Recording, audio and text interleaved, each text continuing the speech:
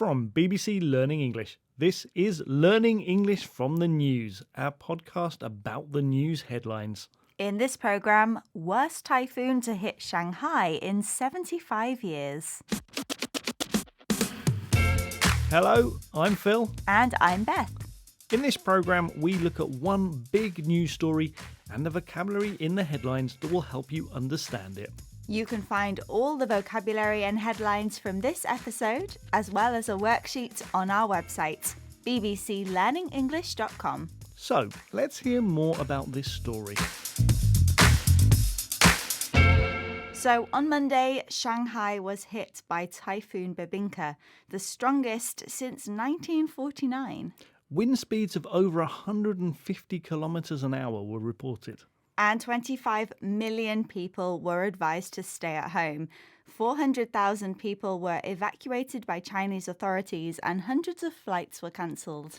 Now, this is only the third typhoon to hit Shanghai, according to the China Meteorological Administration. So the first headline that we've got is about how Shanghai prepared for the oncoming typhoon, and this is from Reuters. Shanghai braces for direct hit from Typhoon Bebinca. Yes, that headline again. Shanghai braces for direct hit from Typhoon Bebinca, and that's from Reuters. So this headline is from a story published before the typhoon hit. So we have this expression, braces for. Now, you might know the word brace. It's that thing that you have on your teeth, which supports them and makes them straight. And that might help you remember brace as a verb as well. Okay, yeah, so as a verb, brace means to prepare yourself for something, and usually something bad. So if you think of the noun as being something that supports your teeth, bracing yourself can mean looking for support when there's something bad coming. Yeah, and that is the literal meaning. So here in the headline, brace is a verb and it's talking about the warnings issued, like evacuations. We also use brace to mean mentally preparing yourself for something bad. So, for example, employees in a failing company might be braced to hear bad news about their jobs. They're thinking about what's coming. We've looked at brace, which means to prepare for something bad. So, for example, you could say the police were braced for criticism after the worrying crime statistics were published. This is Learning English from the News, our podcast about the news headlines. Today, we're talking about the worst typhoon to hit Shanghai since 1949. Well, Shanghai's preparations were definitely needed, as the typhoon hit the city at speeds of over 150 kilometres per hour. And our next headline talks about the impact. This is from the Weather Channel. People cling to trees as typhoon slams into Shanghai. And again, that headline from the Weather Channel. People cling to trees as typhoon slams into Shanghai. So, this headline is mentioning one way that people in Shanghai were dealing with the typhoon. They were clinging, holding on tight to trees. We're looking at the verb slam into. So, Phil, I know that you can slam a door. It's when you close it really hard and it bangs shut. Okay, yeah, so slam is about force.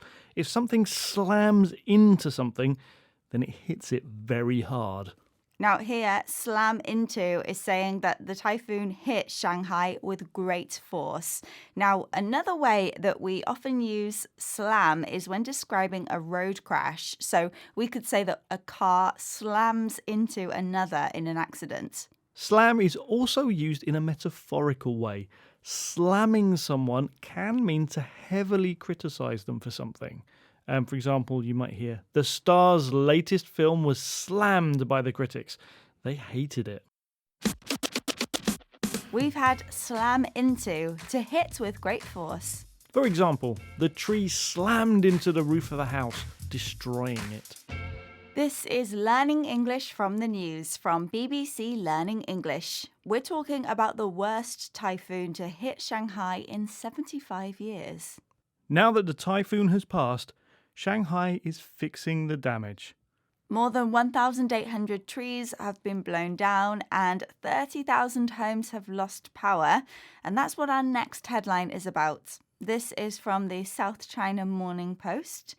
Shanghai mops up as Typhoon Bebinca reaches eastern China's Jiangsu province. And that headline again, Shanghai mops up as Typhoon Bebinca reaches eastern China's Jiangsu province. And that's from the South China Morning Post. So this headline is focusing on the cleanup operation after the typhoon. And we're looking at the phrasal verb mop up.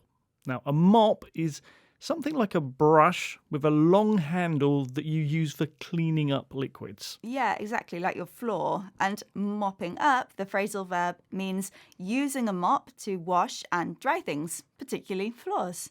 Yeah, and we could also use it in a similar way to talk about when you use a piece of bread just to soak up the leftover sauce or soup on your plate. You mop it up just to get the last few bits. Yeah, so there's probably a lot of mopping up happening in Shanghai right now. But mopping up here has another meaning. It can mean to finish dealing with a problem, and that's probably what this headline means. For example, you could use mop up in that way to say, we're about to launch a new website. It's nearly finished, but we've just got to mop up some last few problems. We've had mop up to clean up a liquid. So, for example, you could say, the washing machine leaked all over the kitchen. I'm mopping up all the water. That's it for this episode of Learning English from the News. We'll be back next week with another news story. Learning English from the News is one of many great programs that we have at BBC Learning English, and we have a newsletter. You can sign up on our website and you'll discover lots of new programs delivered straight to your inbox every week. Also, we're on social media, so just search for us as BBC Learning English and you'll find us. Bye for now. Bye!